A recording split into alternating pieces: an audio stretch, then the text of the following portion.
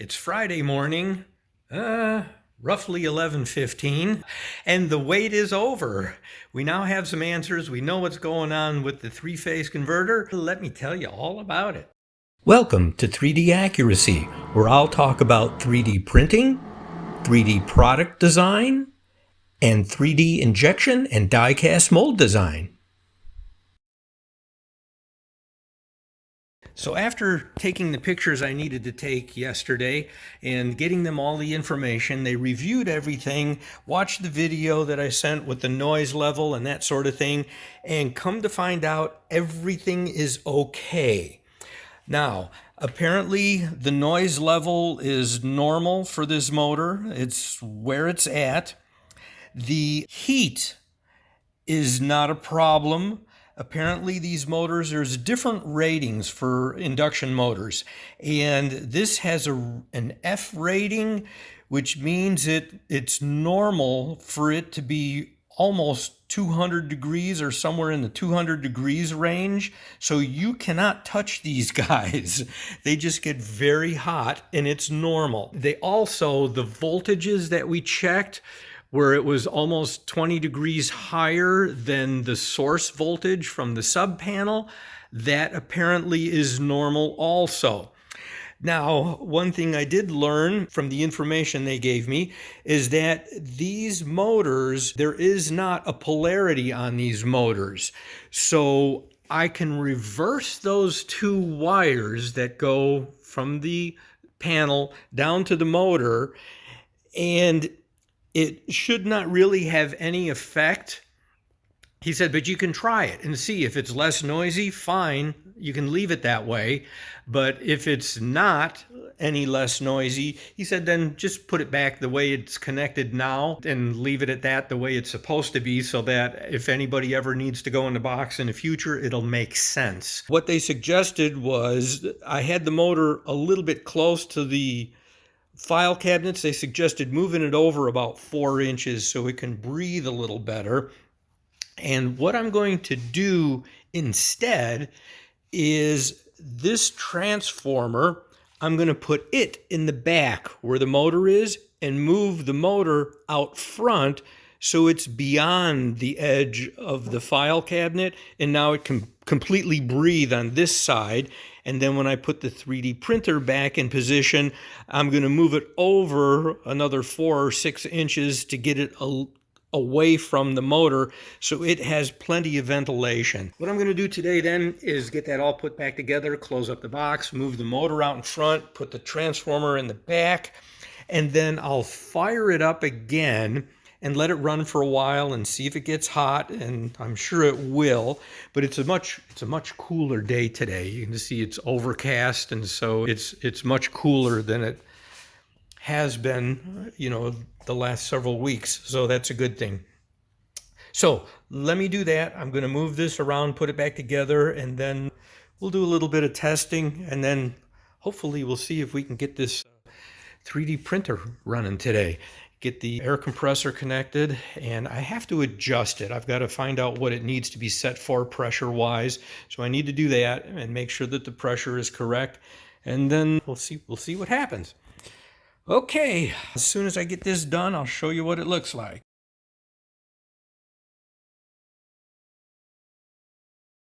Ooh, the box is closed. Must mean progress, huh? And look at that. The transformer plug for the transformer that goes to the 3D printer is plugged in. So what did we do? Let me show you. So what I decided to do is to put the transformer in the back and move the motor out to the front so there's plenty of space on this side for it to breathe, because of course this air compressor is only going to be in this position temporarily before I put up a platform and I set it up on top of that platform and get it there. So, and I also moved the machine over. You see it's far enough away that motor should be able to breathe without any problems, which I'm hoping will hold the heat down a little bit. But when that thing is running, it's going to get hot. I mean, they say that nowadays with the new motors, they get so hot you can't even touch them, and which I experienced firsthand. Okay, so what I've done is I turned on the air compressor and I found out what the working temperature needed to be. So I let it fill up the tank with air and it shut off right about when it was supposed to. And then I adjusted the working pressure. I put my little air hose from this other small compressor and I put it on there so that I could work it and let the air out and watch the working pressure gauge and make sure it settled in at 55 psi, which is what the 3D printer requires. And right now you see that cable is running around, the blue line there is running around the back, and then it plugs into the back of the machine right there on the corner. So that's all settled. Then the other thing I did is I noticed that a couple of these screws, these big screws on the transformer, were a little loose. So I got my wrench and I went out and I snugged them all up because I figured, you know, any vibration and any moving around is only contributing to more noise. And eventually I'm going to tack this cable down against the wall in place. For right now I want to leave it because I may move this a little bit yet before I settle in on a final resting spot. So for right now I'm just going to leave it. So now the thing to do is turn on the phase converter and let that motor run for a while, and then I want to see if it gets warm like it did yesterday or if it's not as bad. Okay, so anyway, let's turn this guy on and then see what we do next. I decided not to reverse the wires. I didn't think it was going to really get me much after talking to them, you know, so it was more just an exercise in moving them and putting them back. So I thought, okay, let's just close up the box and let's move forward. So let's turn this guy on. And the motor kicks right up, just like it's supposed to. They say it should start within 2 seconds. And it did, starts immediately. So I can feel her humming and running. Okay, so I want to let that run for a little while before I try turning on the 3D printer.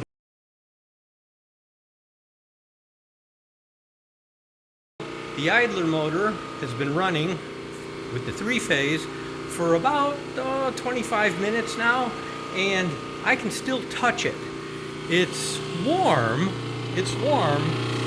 but it's not so hot like it was yesterday or the day before that I couldn't touch it.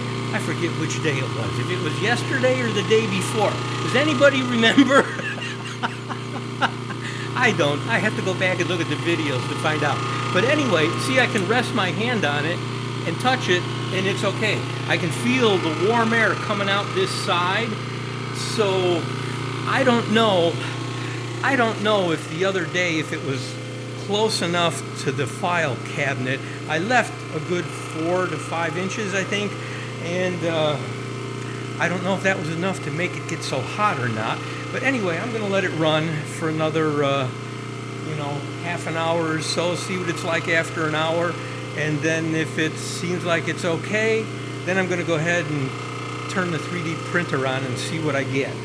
And the air compressor, see, while this guy was running, while I had this thing running, I went ahead and I cleaned the air compressor. It's all nice and clean now. So, but I noticed, I think I've got a small air leak in it because I'm not using it. There's nothing connected to it right now except for the 3D printer, but it's not, drawing any air to my knowledge. So, but it's kicked on twice in the last 25 minutes. So I think I've got a small air leak in it, and it's, letting the tank run down, and then it kicks back on and fills it up again. So I'll have to look into that later on when time permits. But for right now, I'm glad that at least it seems to be running okay, and maybe that was all it was. It was a little too close, not getting enough ventilation, which caused it to overheat. But I'll make that determination in another half an hour or so. It ran about 45 minutes the other day when it was so hot I could barely touch it, and so we shut it down. But we'll see.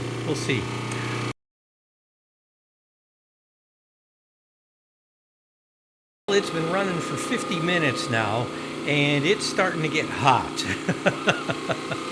It's hotter than it was even 15 minutes ago. I can kind of touch it on this side, which is the side where the air goes in, on this side, the cool air. But when I get over here, on this side, it's hot. Yeah. that thing is hot. So, didn't seem to do a lot for the heat, but supposedly that's normal for this motor.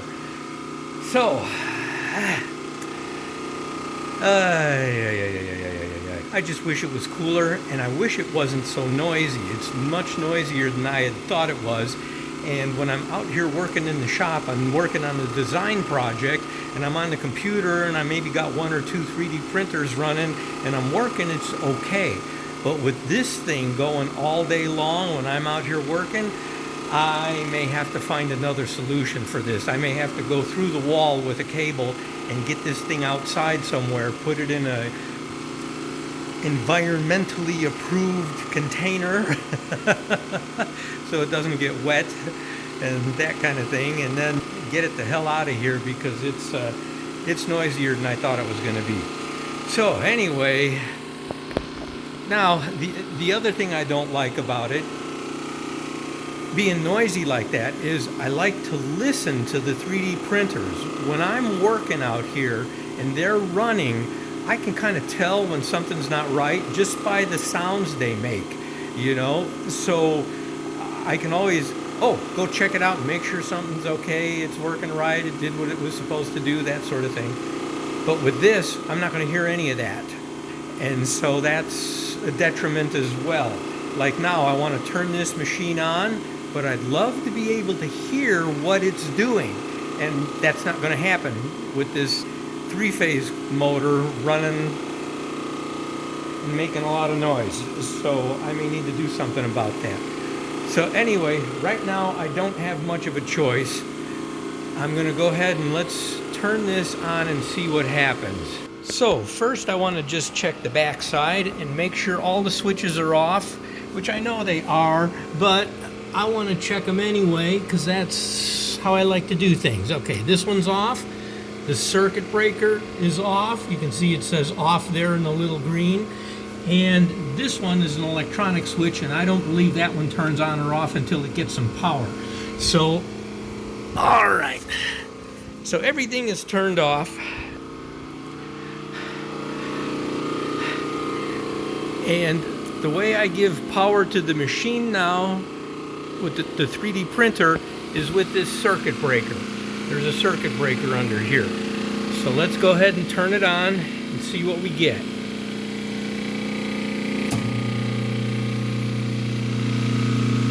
Ooh. Something's humming.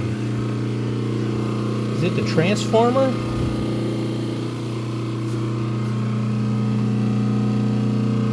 I think it's the transformer, but I don't know. I don't feel a vibration. Well, maybe there is. Slight vibration.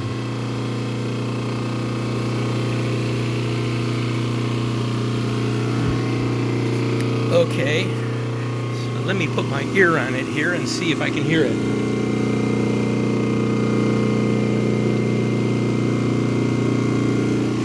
Yep. Okay, so the transformer is humming. And that's okay. That's good. Still nothing here. So what I'm supposed to do is first turn on the printer with this switch. So now that's on. Let's see if anything changed. I don't think so because the circuit breaker's off. Okay, that circuit breaker is still on. See, the air compressor just came on again. So I think I have a small leak in it. Although, let's see here. There's no... This says vacuum and this says pressure. And there is no pressure from the air compressor yet. So the machine has to be on apparently for that to register or start or whatever. Okay, so let's turn on the circuit breaker. Okay, circuit breaker's on. This guy came on. What does it say? Does it say anything? Can anybody read that? Oh, there we go. Okay, there's the battery. Load not powered. Press that to start. Okay, press the little on off.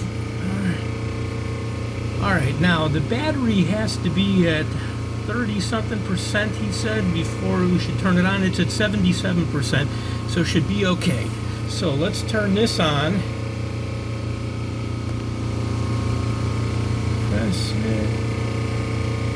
Press that to start. Well, I pressed it.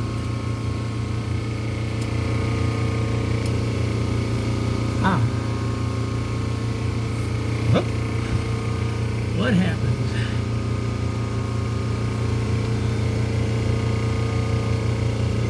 Load protected battery mode. Load protected.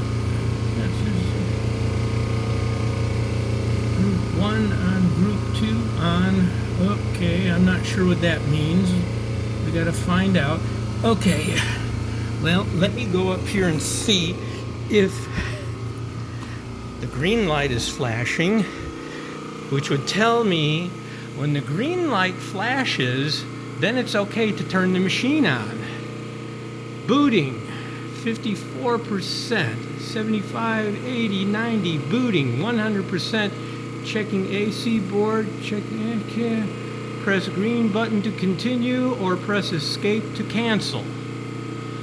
Okay, there's the escape key. There's the green button. All right. Well, what do you know? My heart's beating just a little quickly, you know? I can feel that. Ooh, is this going to work correctly? So far, so good, huh?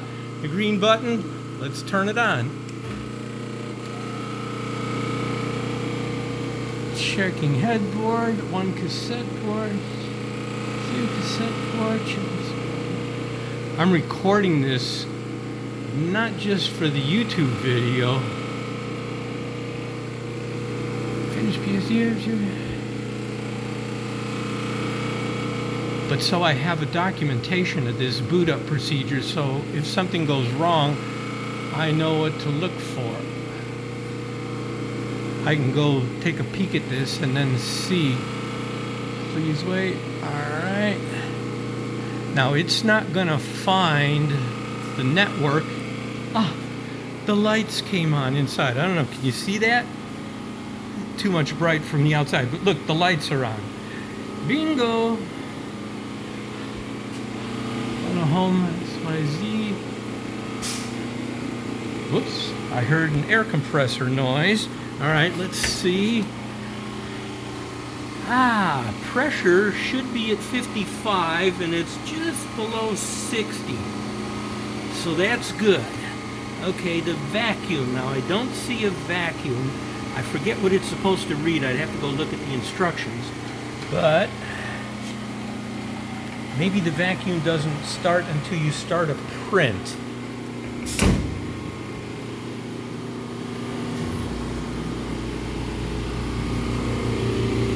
This thing, yeah, this thing's running again, so it must be using air, because I could hear the air. What the air does, if I understand it correctly, is it provides air through the printer, so it helps keep the material dry. And I can hear valves opening and closing. What does this guy say back here? Has anything changed here? No. 72%. 15 minutes. Load protected. Okay.